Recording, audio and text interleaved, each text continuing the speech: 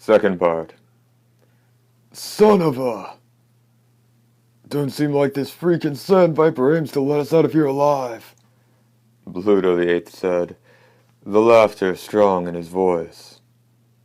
Sometimes a bit of cheer came to him in the midst of utter despair, but that had nothing to do with Pluto the Eighth's laugh, still full of confidence and hope.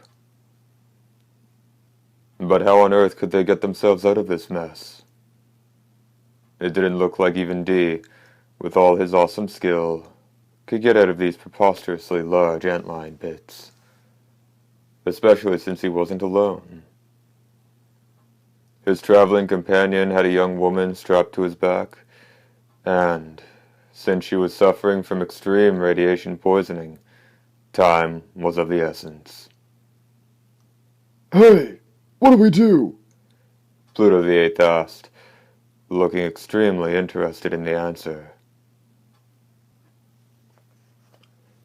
Close your eyes and duck, came the harsh reply. Pluto the Eighth didn't have the faintest idea what was going on, but the instant he complied, the whole world filled with white light. Under the pillar of light stretching down to the bottom of the colossal funnel, grains of sand grew super hot, bubbled, and cooled almost instantly into a glassy plain reflecting the moon.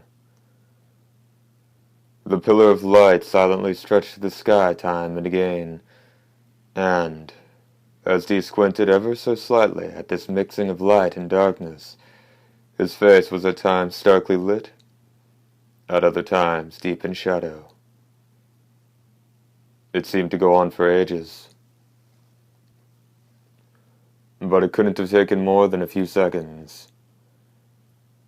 Aside from the dim, white depressions gleaming like water, the moonlit plain was just as it had been before, deathly still.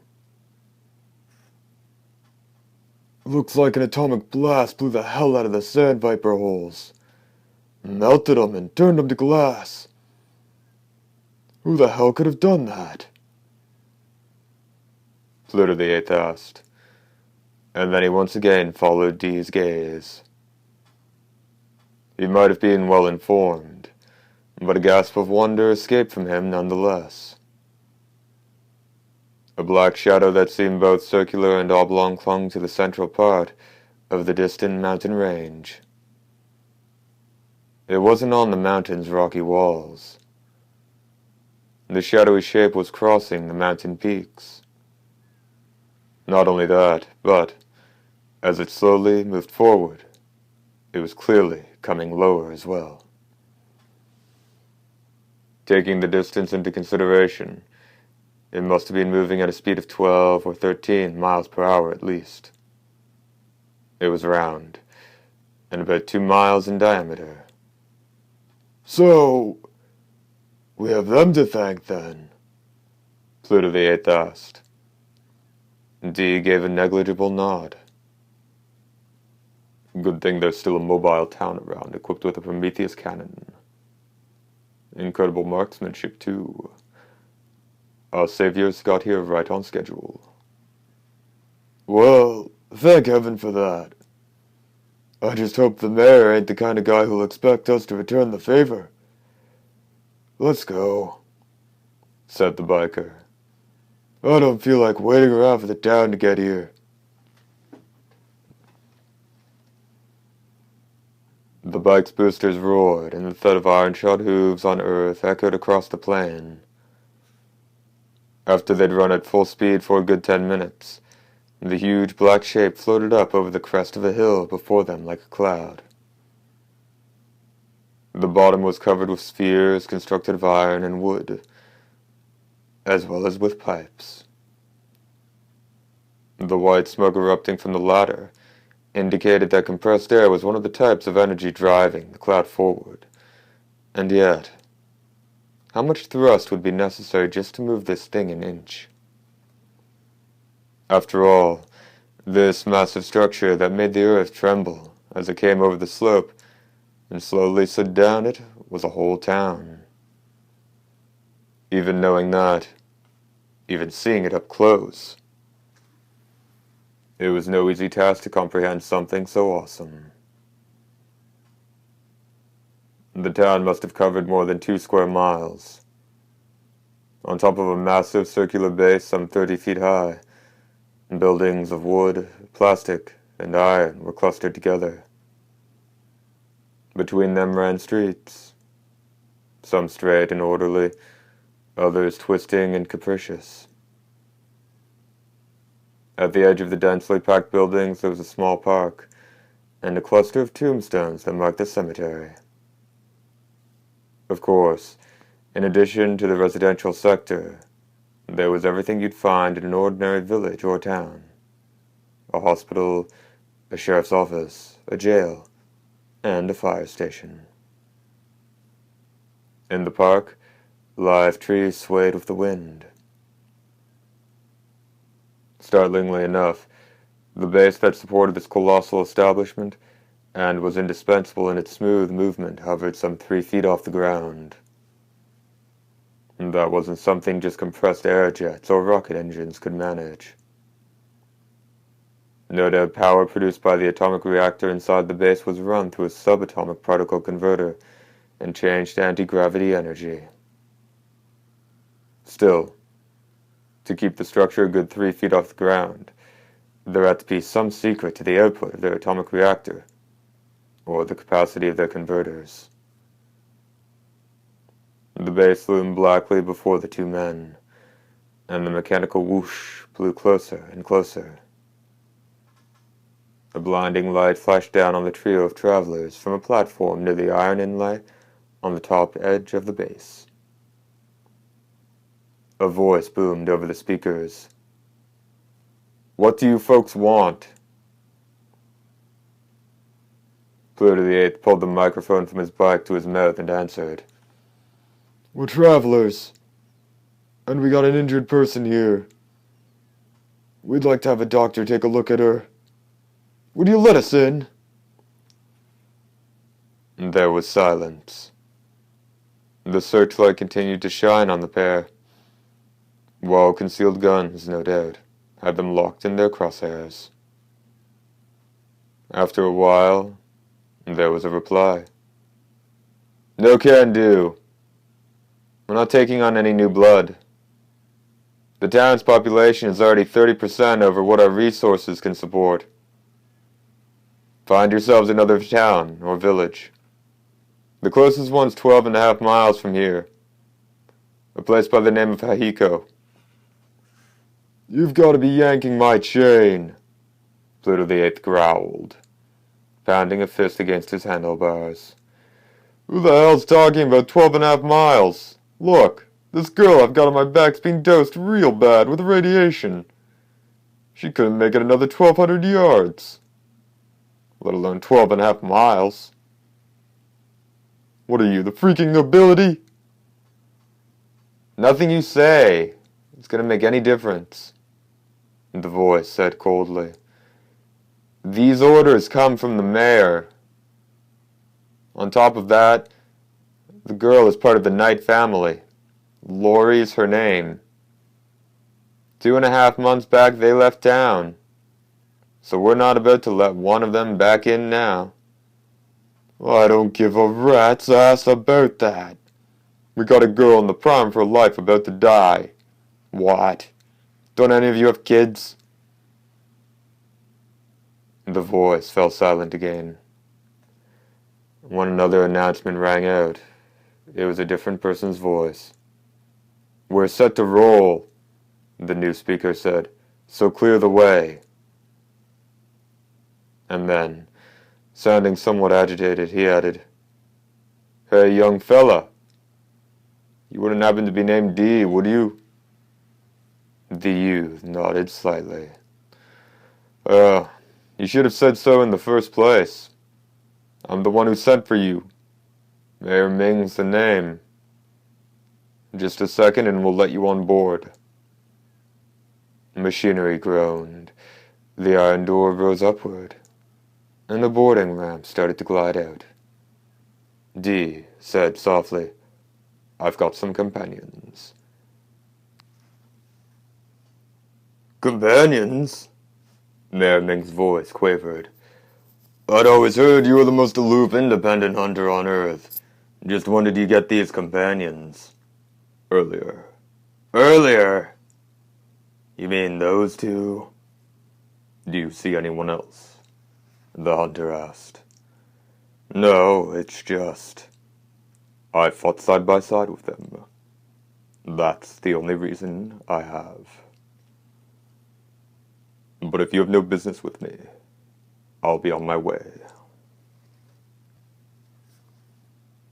Wait a minute. The mayor's tone shifted from vacillating to determined. We can't afford to lose you. I'll make a special exception for them. Come aboard.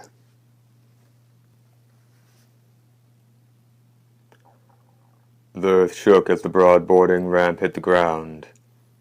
Once the travelers were on, along with the bike and the cyborg horse, the ramp began to rise once again. The nerve of these people and their overblown escalator! Pluto the Eighth carped. As soon as the ramp had retracted into the town's base, an iron door shut behind them, and the two men found themselves in a vast chamber that reeked of oil. A number of armed men in the prime of life and a gray-haired old man stood there. The latter was more muscular in build than the men who surrounded him. Mayor Ming, no doubt. He may have had trouble walking, as he carried a steel cane in his right hand.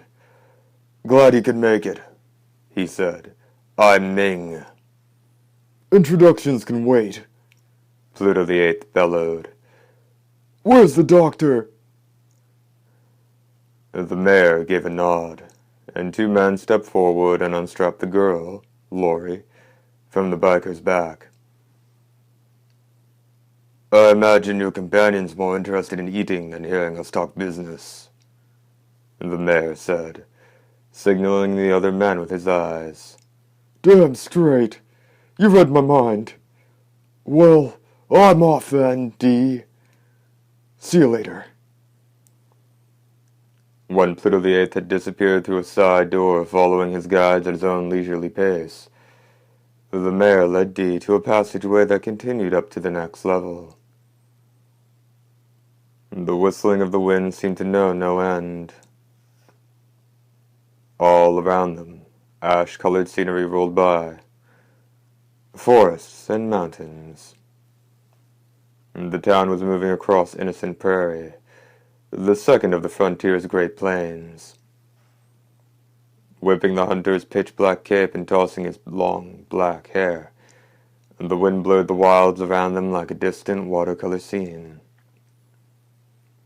How do you like the view? Mayor Ming made a wave of one arm, as if mowing down the far reaches of the plain. Majestic, isn't it? He said. Perhaps he'd taken the lack of expression on the young man staring off into the darkness as an expression of wonder. The town maintains a cruising speed of 12 miles per hour.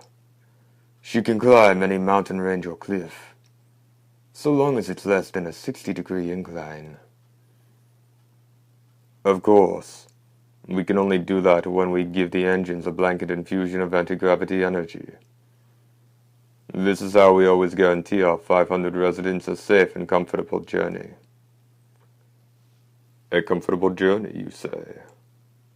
Dee muttered, but his words might not have reached the mayor's ears. That's fine, as long as wherever you're headed is safe and comfortable too. What do you want with me? The hunter's hair flew in the wind that howled across the darkened sky.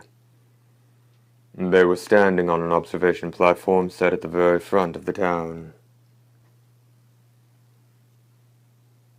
If this had been a ship, it would have been the bow, or perhaps the prow. Jutting as it did from the top of the town's base, it seemed like it'd be the perfect spot to experience wind and rain and all the varied aspects of the changing seasons. Don't you care how that girl Lori's doing? The mayor asked, ignoring Dee's inquiry. Stick to business. A man who can slice a laser beam in two, who's discarded all human emotion. You're just like the stories make you out to be. I don't care how thick the noble blood runs in you Dampiers. You could stand to act a tad more human. D turned to leave. Come now. Don't go yet. Aren't you the hasty one? The mayor called, not seeming particularly over-anxious. There's only one reason anyone ever calls a vampire hunter, and that's for killing nobility. D turned back. When I let that man on 200 years ago, I never in my wildest dreams would have thought something like this could happen. The mayor muttered. That was the biggest mistake of my life. D brushed his billowing hair back with his left hand. He was standing at the foot of the great northern mountains all alone. When we had him in the spotlight, he looked like the very darkness condensed. Now, as a rule, this town doesn't take on folks we just meet along the way. But it might have been the way he looked that stopped us dead in our tracks. There was a deep, dark look to his eyes. Come to think of it, he looked a lot like you. The wind filled the sudden gap in conversation. After a pause, the mayor continued. As soon as he was aboard, he came up here to the deck and looked out at the nocturnal wilds and rugged chain of mountains for the longest time. And then he calmly turned to me and said, Choose from the townsfolk 5 men and 5 women of surpassing strength and intellect, that they may join me in my travels. Of course, I had to chuckle at that. At which point he laughed like thunder and said, Agree to my offer, and your people will know 1,000 years of glory. Refuse, and this town will be cursed for all eternity to wander the deadly wilds, said the mayor, breaking off there. Pitch-black fatigue clung to his powerful and strangely smooth face. Then he was gone. A touch of anxiety filled my heart, but nothing happened to the town after that. The next 200 years weren't exactly one continuous stretch of peace and prosperity, but now I think I can safely say they were times of pure bliss. Now that the dark days are upon us.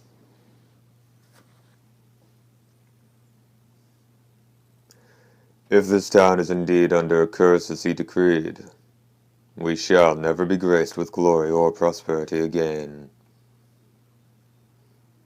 Perhaps the reason the mayor had invited the vampire hunter up onto the deck was to show him the deadly wilds of their destiny. Come with me, Mayor Ming said. I'll show you the real problem at hand.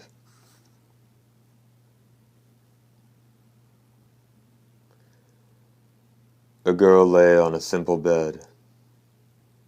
Even without seeing her paraffin pale skin or the wounds at the base of her throat, it was clear she was a victim of the nobility. The most unsettling thing about her was her eyes. She had them trained on the ceiling, but they still had the spark of life. This is my daughter Laura. She's almost 18, said the mayor. Dee didn't move, but remained looking down at the pale throat against the pillow.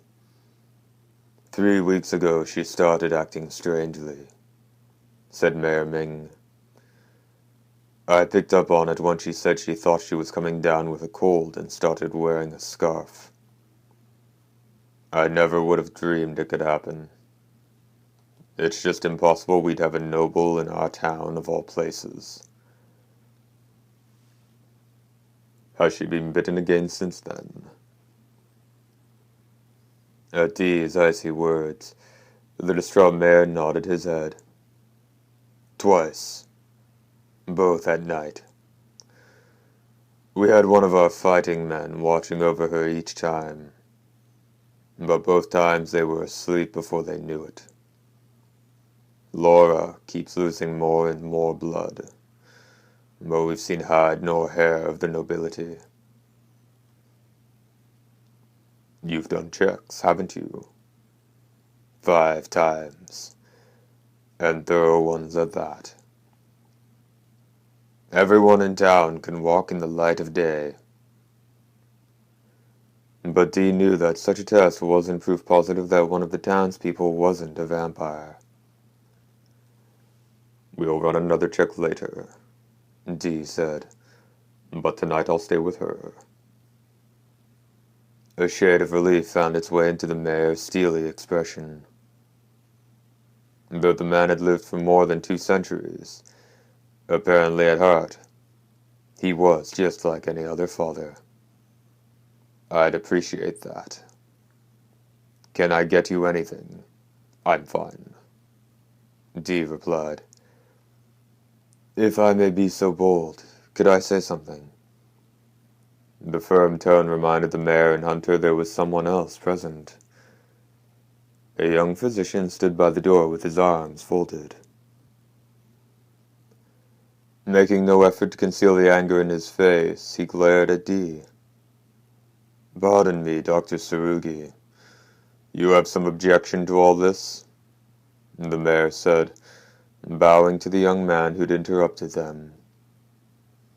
The doctor had been introduced to Dee when the mayor brought the hunter to his daughter's room. He was a young circuit doctor who traveled from village to village out on the frontier.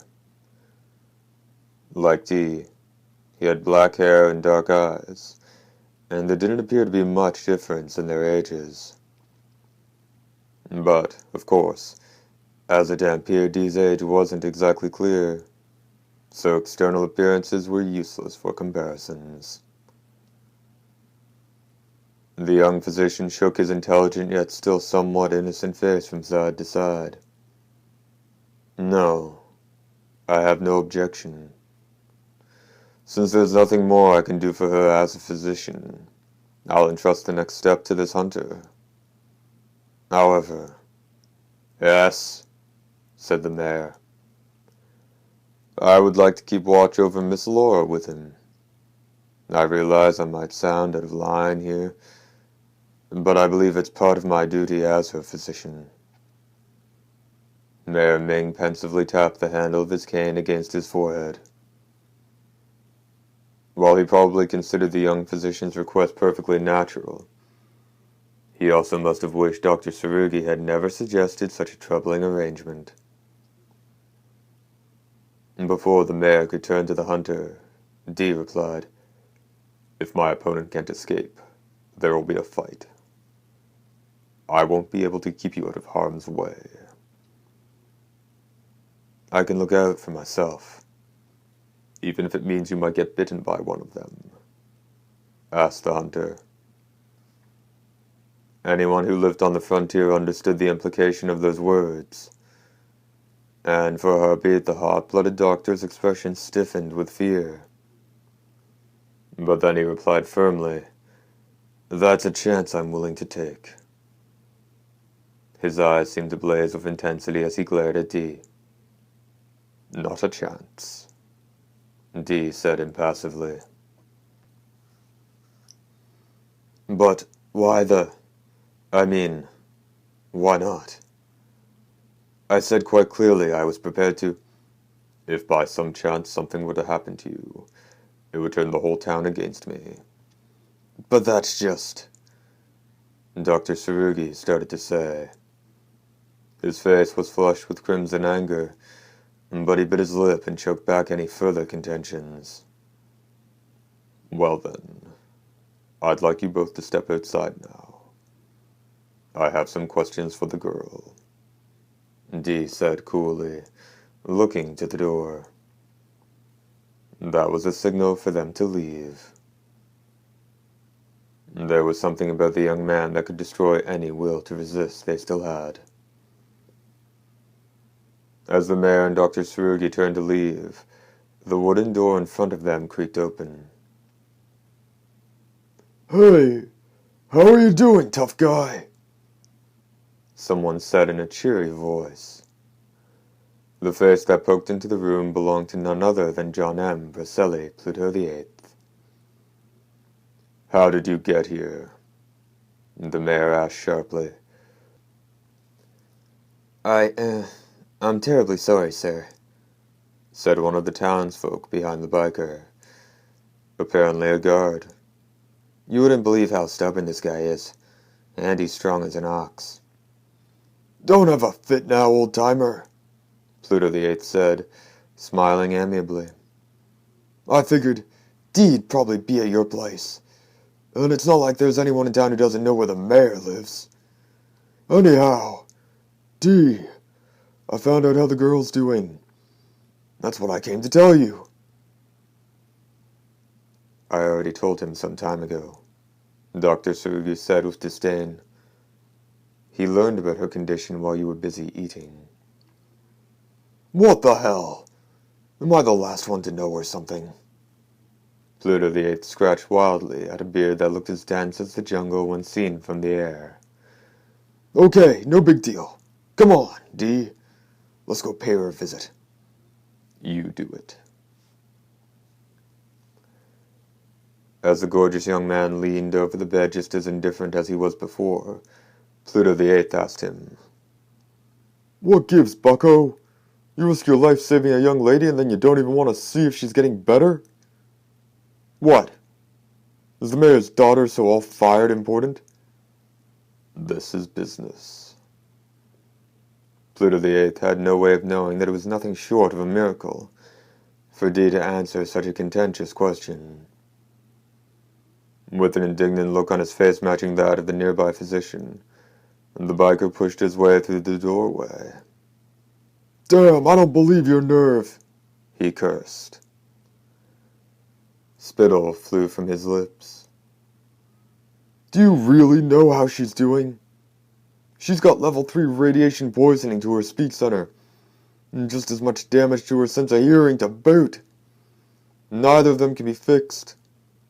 She's got some slight burns on her skin too, but supplies of artificial skin are limited, and, since it's not life-threatening, they'll leave her the way she is. How's that strike you? She's at the tender age where girls look up at the stars and weep, and now she's gonna have to carry the memory of watching her folks get eaten alive. Her body is dotted with burns, and to top everything off, she can't freaking talk or hear no more. More than the tragic details of what was essentially the utter ruin of that young woman, it was Pluto the Eighth's righteous indignation that made the mayor and Dr. Tsurugi lower their eyes. Dee quietly replied, I listened to what you had to say. Now get out. Second part, end.